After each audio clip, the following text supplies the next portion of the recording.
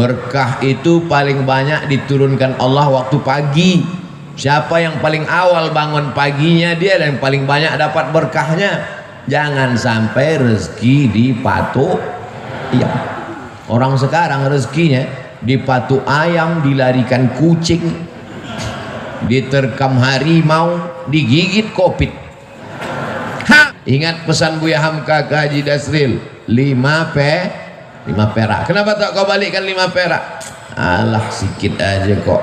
Gara-gara 5 perak itulah kita masuk neraka jahanam. Malunya. Kenapa dia masuk neraka? Korupsi 5 miliar. Bangga kan? Kenapa masuk neraka? Karena menggelapkan APBN. Keren kan? Kenapa masuk neraka? Karena 5 perak.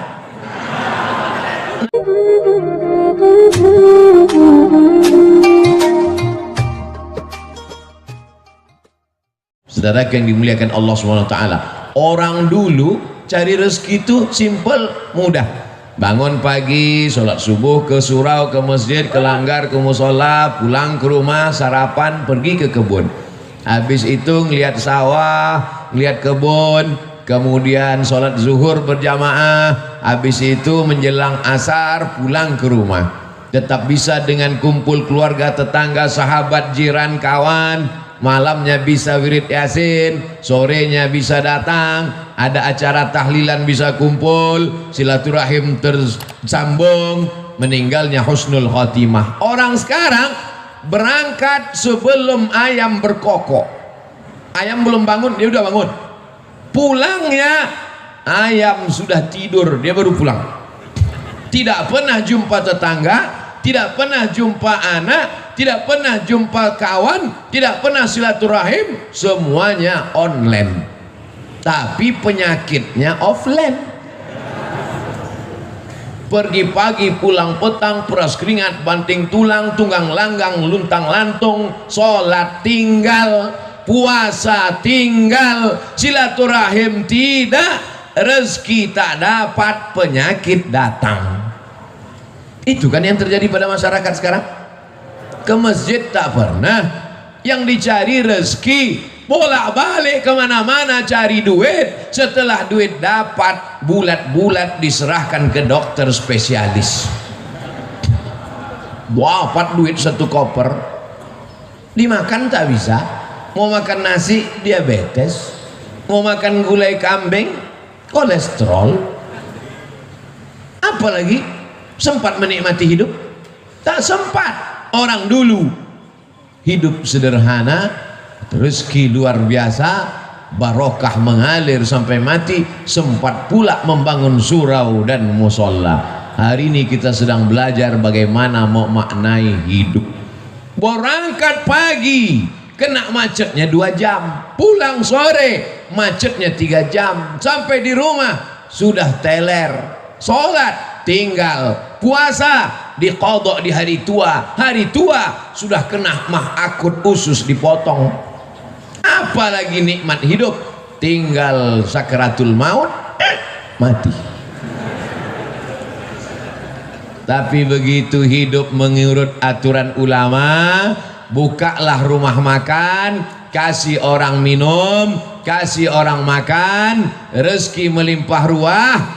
Tapi kalau ada hutang 555 perak, yang 5 perak mesti dibayar.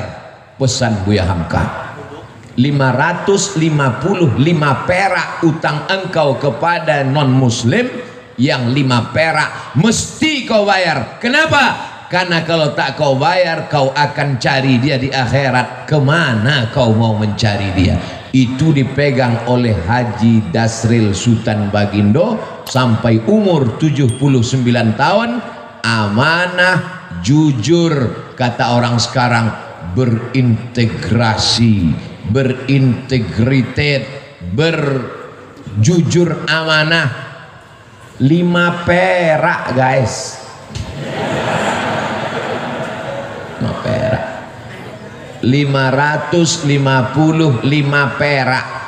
Adik-adik sekarang yang muda-muda masih sempat nengok duit limper? Nggak pernah. Yang senyum berarti udah tua. Saya masih sempat beli bonbon limper 5 perak gambar burung. Duitnya itu tidak terlalu terang. Kalau duit 100 terang dia. Duit 5 perak. 5 perak kata Buya Hamka, kalau kau curang maka nanti kau akan membawa kecurangan itu pada hari kiamat. Itu dipegang Haji Dasril sampai hari ini.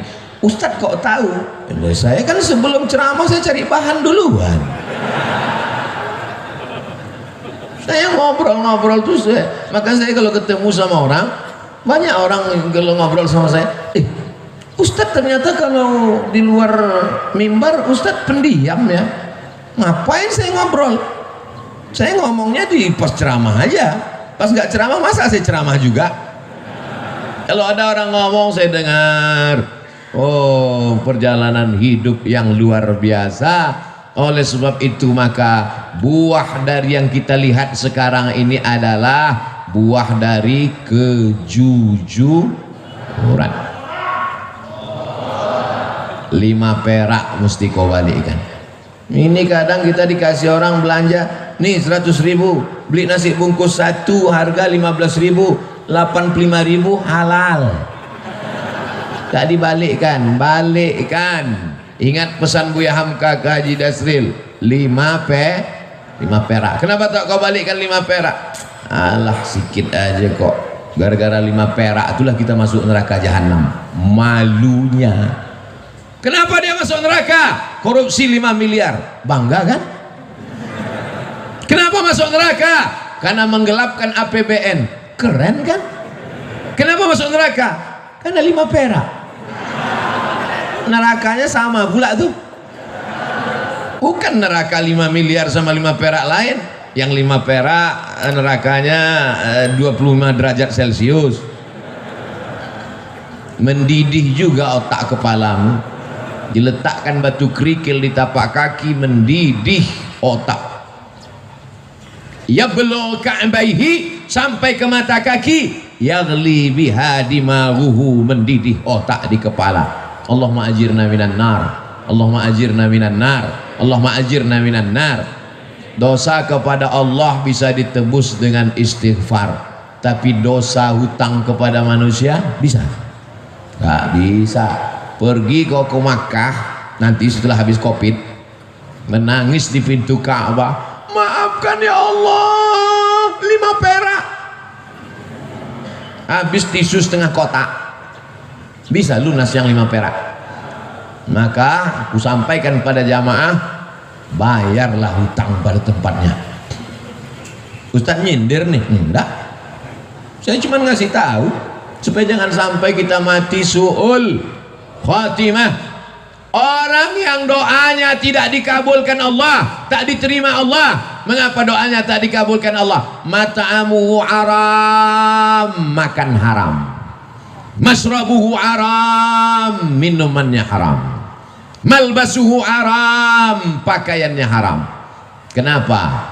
Gara-gara memakan duit orang. Ajarkan anak-anak kita jujur. Ajarkan anak-anak kita berkarakter. Jangan sampai dia makan. Kenapa? Apa masalah? Orang itu kesilau di luar. Itu tak masuk surga kan? Tembakan ke orang itu jendela.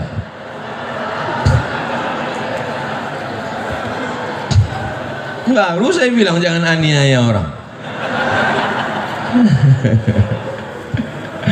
Masya Allah. Ibu-ibu itu layar di atas hidup. Kenapa tak ditonton layar itu? Ada layar 2 tak ditonton orang. Itu panitia tidak mau zolim, makanya dipasang layar. Di luar pakai ada layar mereka. Itu juga mereka sangat takut matahari terbit, karena kalau matahari terbit gambar itu hilang. Layar itu kan adanya kalau gelap kan, macam nonton layar tancap mereka tuh di sana. Tapi insya Allah walaupun mereka di luar, mungkin mereka lebih dulu masuk surga dari kita. Mungkin. Man kharaja fi talabil ilmi, siapa yang keluar rumah untuk menuntut ilmu, fahuwa fi sabilillah, maka dia sama dengan orang berjihad fi sabilillah. Pelajaran yang kedua, apapun profesi kita, carilah profesi yang melapangkan kesulitan orang lain, yang mengenyangkan perut orang, yang melapangkan tenggorokan orang, yang memudahkan urusan orang, maka dimudahkan pula urusan hidupmu insyaallah. Ini sekarang orang ini otaknya sungsang, kalau bisa dipersulit kenapa dipermudah? Begitu kan prinsip orang sekarang, dipersulit, dipersusah, diperpayah. Begitu orang minta, Pak bisa nggak dipermudah? Wani piro, bayar berapa? Dunia ini tak sampai setengah sayap nyamuk. Kau tangkap nyamuk, ambil sayapnya sebelah. Itulah dunia. Itulah yang kau kejar dengan cara haram. Bantai saja, hantam kromo, sikut kiri, sikut kanan. Padahal yang dicari itu cuma setengah sayap nyamuk. Dunia kau kejar, akhirat melayang. Akhirat yang kau cari, dunia datang bersimpuh di bawah tapak kaki. Kalau tak percaya, tanya sama Haji Dasril Sultan Baginda, cemana dunia ini bisa datang ke tapak kakinya? Kejujuran, jangan makan duit orang walaupun 5 perak. 5 perak tak ada lagi Pak Ustaz, terserahlah, payah kali ceramah sekarang. Siap kita didik anak-anak kita jujur. Saya dulu kalau pulang bawa mobil-mobilan main-main, ditanya, dapat di mana tadi? Di jalan mak. Punya siapa? Tak tahu entah punya siapa. Balikkan di mana tempat kau dapat tadi. Kalau tak balik jangan pulang ke rumah. Mobil-mobilan kecil tuh menangislah membalikkan di tepi jalan. Bukan nangis karena jauhnya, sayang ini mobil bagus sekali. Letakkan balik. Kalau tak kau balikkan, nanti mobil ini di akhirat akan sebesar mobil asli. Kau akan pikul di hadapan Allah Subhanahu wa ta'ala. Cuman saya waktu itu kan anak kecil nggak paham. Kalau paham saya tanya, mana hadisnya? Mana dalilnya? Setelah kuliah ke Mesir, belajar hadis, belajar ayat Quran, ternyata ayatnya ada. Wa may yaghlul ya'ti bima ghalla yaumal qiyamah. Siapa yang curang, dia akan membawa kecurangannya hari kiamat. Masuk ke rumah makan, rendang ada, gulai ada, sup ada, ayam goreng ada. Tiba-tiba bagian bawah ayam goreng itu diambil sikit, yang rendang dicolek sikit, yang jual nggak tahu, akan kau pikul 1/4 ayam goreng hari akhirat. Kalau ada nanti di akhirat yang mikul mobil dinas plat merah, keren kan? Kalau ada nanti yang mikul APBD, APBN, keren kan?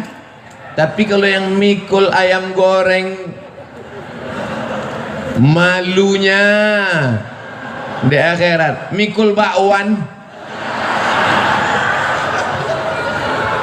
wa may yalul, siapa yang curang, ya'ti bima walla yaumal qiyamah, kau akan membawa kecuranganmu pada hari kiamat. Dosamu kepada Allah, salat sunat taubat 2 rakaat, beristighfar, selesai. Tapi dosa kepada manusia bisa.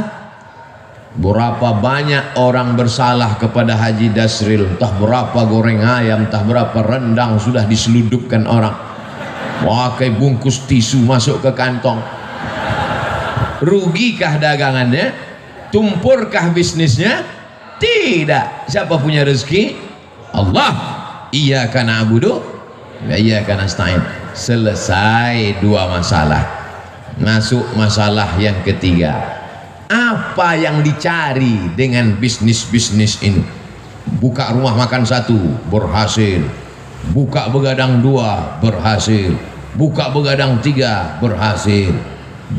Buka nggak bisa tidur malam, berhasil. Begadang itu kan tak bisa tidur malam. Yang dicari ini sebenarnya apa? Dunia ini kalau dikejar macam menelan air garam, makin ditelan makin haus, makin ditelan makin terbakar. Lau kana libni Adam wadiyan min zahab, seandainya manusia itu punya satu lembah dari emas, ada gunung, ada bukit, ada emas, apakah dia akan berkata cukup satu? Pasti dia akan minta tambah. Tapi beda dengan yang satu hamba Allah ini, dibuka usaha ini banyak untuk bangun masjid. Dibuka usaha ini banyak. Ustadz Abdul Somad ini ada tanah 2,5 hektar, sudah dibangun kelasnya lebih 30, sudah dibangun kantornya, musola masjidnya 60-70% siap. Ambillah Ustadz Somad. Ustadz Somad takut nanti kalau Ustadz Somad ambil ini berarti mesti tinggal di sini, harus buka cabang di sini. Haji, saya kemari dalam setahun cuma 3 kali saja, karena saya ada tim 14 dari Sabang sampai Papua, Brunei Darussalam, Sarawak, Malaysia, dan dunia ini semuanya. Sebenarnya saya mau ngasih tahu ini bukan Ustadz kaleng-kaleng, itu aja. Jadi saya sudah bagi 14 tim ini, berarti saya gilir setiap 4 bulan sekali saya datang ke Medan, 4 bulan sekali, ke Kepulauan Riau 4 bulan sekali, ke Sulawesi Makassar 4 bulan sekali, setahun berarti 3 kali. Begitu juga ke Lampung. Nanti kalau ku terima ini haji yang 2 hektar ini, ku bilang aku ambil, tiba-tiba aku tidak datang, kalian sumpah mati tegak aku nanti. Buat saja namaku di situ penasehat. Supaya apa? Supaya jangan dibilang orang siapa itu? Itu Ustadz Somad yang penipu itu. Sudah diambilnya 2,5 hektar sama kelas-kelasnya, sudah diwakafkan untuk dia, tiba-tiba tak datang dia, disuruhnya pula orang lain datang. Jangan masukkan saya ke yayasan. Yayasan itu ada 5, ada pembina, ada pengawas, ada ketua, ada sekretaris, ada bendahara. Jangan masuk saya ke dalam struktural. Penasehat Profesor Dr. Abdul Somad LC MA PhD Datuk Sri Ulama Setia Negara Kai Jaga Mangku Dilaga. Panjang situ. Nanti kalau aku datang kemari setiap 4 bulan, kumpulkan guru-guru ini, kumpulkan orang yayasan ini, baru kita nasihati mereka.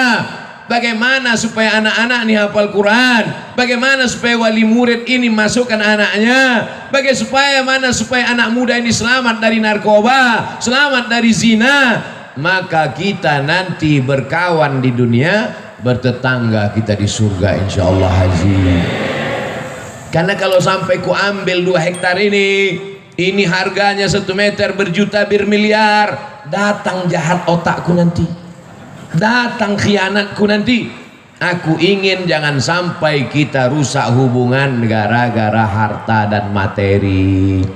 Buatlah yayasan, masukkan dia dalam wakaf. Karena kalau sudah dibuat yayasan, la yuhabu, tak bisa dihibahkan ke orang lain, wala yurasu, tak bisa diwariskan, wala yuba'u, tak bisa dijual belikan, kekal abadi sampai hari kiamat, mengalir pahalanya ke makam kita haji.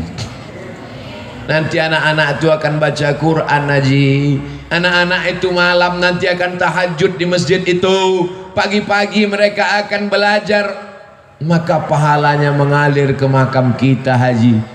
Itulah yang mau kita cari di dunia ini. Lapang makamku, terang kuburku, lapang pula makammu. Adapun makam jamaah ini kita belum tahu. Kalau makam kami dah selesai, makam jamaah uruslah masing-masing. Masa kami juga yang ngurus makam? Jadi banyak orang sekarang yang dipersiapkannya rumah menjelang pensiun. Alhamdulillah Pak Ustadz, saya pensiun 2 bulan lagi, tapi 100 pintu kos-kosan sudah siap. Mohon Ustadz nanti tanda tangan prasastinya ya. Padahal niatnya dalam hati mau manas-manasi saya aja. Disangkanya saya tergoda. Wih, Saya tidak tergoda dengan itu, karena belum tentu kita sampai pensiun malaikat maut datang. Tapi ketika yang dibangun masjid, yang diwakafkan pesantren tahfiz Quran, itulah yang membuat saya cemburu luar biasa. La hasada illa fisnataini, tak boleh cemburu hasad kecuali pada dua perkara. Yang pertama, rajulun atahullahu malan, ada orang yang dikasih Allah harta, dipakainya harta itu pagi, siang dan malam untuk menolong agama Allah. Itulah yang mesti kita cemburu. Adapun orang yang jadi pejabat tinggi paling lama 2 periode, itu pun kalau tak datang KPK. Adapun orang kaya karena mengejar dunia, tak perlu kita cemburu, karena rumahnya tinggal, mobilnya tinggal. Tapi kalau orang bangun masjid, masjidnya tinggal, pahalanya mengalir. Ustaz Somad, itu ada orang kaya Pak Ustaz, kondominiumnya 100 lantai ke atas, 100 lantai pula ke bawah. Di lantai bawah tuh Pak Ustaz, air semua, macam tinggal di akuarium Pak Ustaz. Saya tidak terpukau, saya tak cemburu sedikit pun, karena yang 200 lantai itu kalau dia mati tinggal. Tapi kalau dia bangun 2 hektar dengan 30 sekian kelas, dengan surau langgar musola, dengan penghafal Quran, anak hafal Quran 1 hari ngulang hafalan 2 juz, 1 bulan hatam 2 kali, setahun hatam 24 kali, anak yatim diberikan gratis. Itulah yang kita cemburu, karena kita belum bisa melakukan itu. Betul? Tapi Abdul Somad dimuliakan, dibuat penasehat Abdul Somad, selesai, dapat saya amal jariahnya. Tapi belum tentu pasti juga lagi. Ini masih dalam tahap penjajakan. Saudaraku yang dimuliakan Allah Subhanahu wa taala, wa ta'awanu 'alal birri wat taqwa.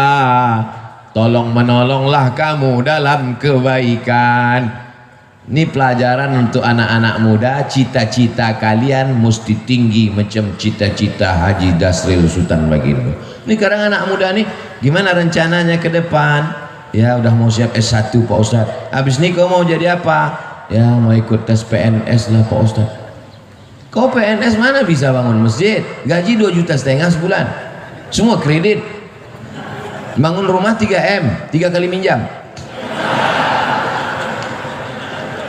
Gimana kau mau bangun masjid?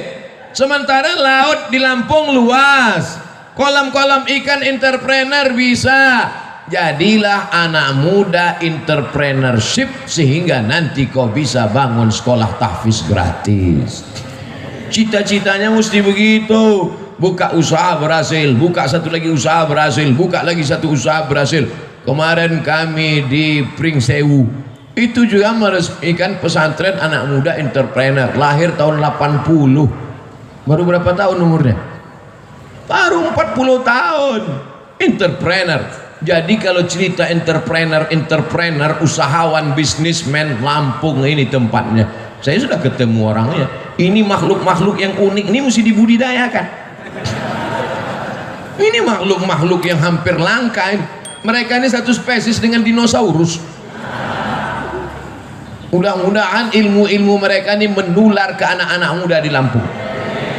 Banyak anak muda ini tidak punya kreativitas, pergi kuliah pakai motor, knalpot disunat, pas lambat kiriman stres, passwordnya 3 huruf, mak minta duit. Apa ini? Makanya makhluk-makhluk yang unik ini saya sarankan mereka menulis buku. Bukunya adalah Alam Terkembang Menjadi Guru. Mereka tidak berguru di kelas, mereka tidak berguru kepada buku, tapi mereka menjadikan alam pengalaman perjalanan hidup mereka menjadi guru, sehingga mereka menjadi orang yang sukses dan berhasil sampai hari ini. Untuk menjadi sebuah sebatang sekuntum bunga, dia mesti bertunas, dia mesti berbatang, dia mesti bercabang, mesti selamat dari hawa, mesti selamat dari wereng, mesti dijaga akarnya, mesti disiram, barulah menjadi sekuntum bunga. Bukan bunga plastik. Untuk jadi bunga saja prosesnya luar biasa, apalagi menjadi orang yang menghambakan diri kepada Allah. Sudah berapa poin saya sampaikan? Pertama, dekat dengan ulama. Yang kedua, jujur, jangan berkhianat, pembohong, dusta, tipu-tipu. Yang ketiga, cita-cita jangan mengejar dunia, tapi bangun masjid, menyebarkan pendidikan Islam, Allah akan tolong. Yakin dengan pertolongan Allah? Innaka la tukhliful. Yang terakhir, yang keempat, jangan sombong. Ini sekarang orang baru punya duit sedikit aja sombong minta ampun. Ini Pak Ustadz, sepatu saya ini harganya 20 juta Pak Ustadz. Yang nanya siapa? Siapa yang nanya? Outfit saya ini Pak Ustadz, sekali tegak berdiri 100 juta nih Pak Ustadz. La ilaha illallah. Peci saya ini dibeli orang di Jambi 12 juta. Baju jaket saya dibeli orang di Jambi 270 juta. Dilelang untuk pondok pesantren. Motor dilelang 100 juta. Kalau cerita bangga-bangga outfit, udah berapa tuh? 100. Tambah jaket 270, 370. Tambah peci 12 juta, 382 juta. Punya orang bukan ya saya? Ini subuh ini dikasih sorban, kasih jubah, kombinasi antara jubah Arab Saudi dengan Lampung, tapis Lampung. Masya Allah, kreasi yang luar biasa. Takut pula saya dicuri orang ini. Saya pakai terus, tapi saya pakai pas di masjid aja, pas di airport enggak. Saya takut nanti semua minta foto, pula pilot-pilot terus semua selfie ya Ustaz. Jangan angkuh, jangan sombong. Kesan saya sama orang-orang hebat ini, saya perhatikan mereka tak sombong. Ketika dia sombong, itu tanda dia akan jatuh ke bawah. Saya pun kalau lama-lama duduk di atas kursi ini jadi sombong nanti. Itu makanya saya tak mau lama di sini, 60 menit turun. Dimulai jam 5.15, jam 6.15 kau mesti turun, sadar diri Abdul Somad. Karena kalau kau sudah terlalu lama di sini, pakai baju kebesaran, ini baju kebesaran nih, XL ini.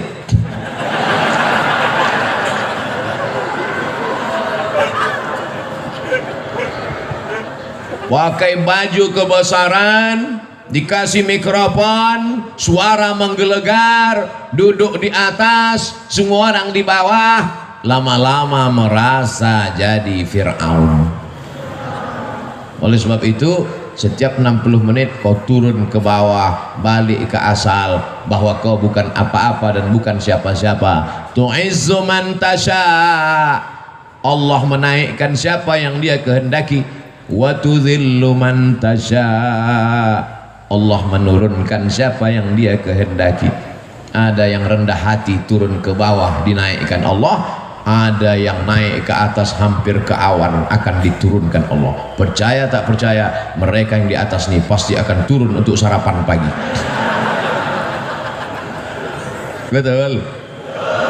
Masya Allah, tabarakallah. Masjid mengajarkan kita tentang tawadhu, rendah hati. Siapapun orangnya, kalau sudah sampai masuk ke masjid ini, dia mesti menempelkan keningnya ke lantai, ke tempat bawah tapak kaki.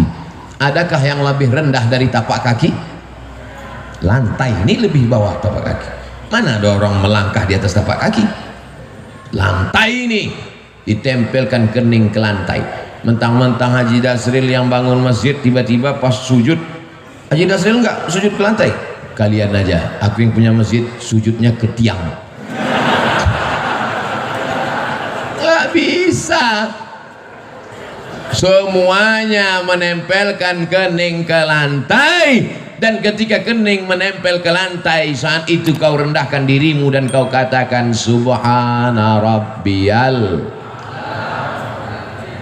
Kalau kau menyelamatkan dirimu dari angkuh dan sombong, Allah akan menyelamatkanmu. Ada orang yang lapar, selamat. Ada orang yang haus, selamat. Ada suami-suami yang datang urusan dari Jakarta mau bisnis ke Lampung, selamat atau tidak?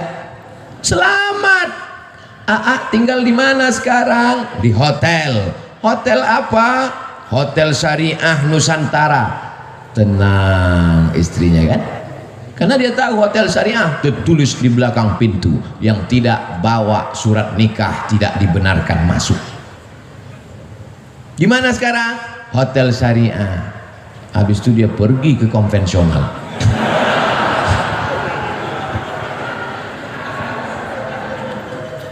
Orang perlu makan, kasih makan. Orang perlu minum, kasih minum. Orang mau ketenangan hati karena suaminya takut dilarikan pelakor, kasih hotel syariah. Selamat dunia, selamat akhirat. Rendahkan diri di hadapan Allah, disitulah akan turun rahmat-rahmat Allah subhanahu wa ta'ala. Fid dunya hasanah, otomatis itu Pak, otomatis tuh Bu, kalau sudah fid dunya hasanah, insya Allah fil akhirati hasanah. Fid dunya morat marit, fil akhirah neraka jahannam. Kesian. Dunia tak dapat, akhirat melayang. Paling tidak kita ini mau dapat akhirat, mendapat jadilah. Tapi kalau bisa dunia ini pun dapat juga. Insya Allah yang hadir di majelis ini dunianya dapat, akhiratnya dapat. Berkah itu paling banyak diturunkan Allah waktu pagi. Siapa yang paling awal bangun paginya, dia yang paling banyak dapat berkahnya. Jangan sampai rezeki dipatok. Iya. Orang sekarang rezekinya dipatuk ayam, dilarikan kucing, diterkam harimau, digigit kopit. Habis bangun jam 11 siang. Malam apa kerja? Nonton bola. Kejar sana, kejar sini, kejar sana, kejar sini. Udah dapat, kasih orang lain. Gol. Bola itu bagus untuk kesehatan. Tapi habis waktu karena itu. Zaman dulu orang main bola berkeringat, sekarang main bola tak berkeringat. Game online, berjudi pula itu, duit habis. Tiba-tiba datang tagihan ke rekening bapaknya. Bapak sudah kena denda 40 juta. Mana ada saya main judi? Anak bapak main handphone bapak. Banyak kejadian itu kan? Ustadz mengalami? Tidak, jamaah curhat. Oleh sebab itu kita jaga. Duit-duit haram itu ada aja caranya keluar. Dengan cara jantung koroner, dengan cara otak sakit, dengan cara demam, dengan cara macam-macam. Tapi bisa jadi juga bukan karena duit haram, karena Allah mau menghapuskan dosa-dosa. Jadi kalau ada yang sakit, jangan gara-gara pengajian saya ini nanti tetangga sakit. Kau sakit ya, nah, itulah duit haram tuh. Bukan, tak selamanya begitu. Bisa juga karena Allah mau menghapuskan dosa-dosanya. Tapi jangan juga tidak bisa dihukum semua begitu. Kau kenapa sakit? Itulah banyak dosa kau dulu kan. Tidak selamanya begitu. Bisa jadi juga karena Allah ingin mengangkat derajatnya. 3 kalau kita kena ujian. Pertama, hapus dosa. Kedua, diangkat derajat. Yang ketiga, sebetulnya nama kita sudah masuk dalam list VVIP di surga. Cuman pas dicek amalnya kurang. Cek, ada nama dia ya Allah di VVIP, amalnya gimana? Kurang. Uji dia dengan penyakit. Ketika dia sabar, ditempatkanlah dia. Makanya kalau nanti menjenguk orang sakit, berikan motivasi itu. Kau sebetulnya udah masuk surga, cuman amal kau kurang. Itu maka kau dibuat sakit, maka kau sabar-sabar aja di sini. Gitu. Ini kadang orang ini jenguk orang sakit, makin sakit orang gara-gara itu. Aku tengok dari tanda-tanda kau ini nampaknya tak sampai 2 Jumat lagi gul. Matilah dia langsung. Hidup ini singkat brother, hidup ini singkat saudaraku. Tapi efek yang akan kita terima nanti di akhirat, khalidina fiha abada. Berapa pelajaran yang bisa diambil subuh ini? 4. Ingat itu. Siapa tadi yang ceramah? Ustaz Abdul Somad. Berapa yang disampaikannya? 4. Apa saja yang 4 itu? 4 yang saya sampaikan ini tidak ada hubungan dengan calon kepala daerah dimanapun. Ini sekarang saya ceramah ini ngeri pakai angka-angka ini sekarang. Takut saya menunjukkan pakai tangan sekarang. Di mana-mana kalau dulu saya ceramah, Allah Akbar, oh, sekarang dah. Ini Allahu Akbar. Allahu Akbar. Takut tangan dipakai orang. Berapa foto saya sudah dipakai di mana-mana. Cobloslah nomor sekian, lihat gambar Ustaz Abdul Somad. Ini pun penipu-penipu semua. Belum duduk aja udah nipu, apalagi duduk nanti. Kita doakan mudah-mudahan kita mendapatkan pemimpin yang adil dan amanah. Ala hazihin niyah al-Fatihah. Jangan lupa subscribe, like, and share.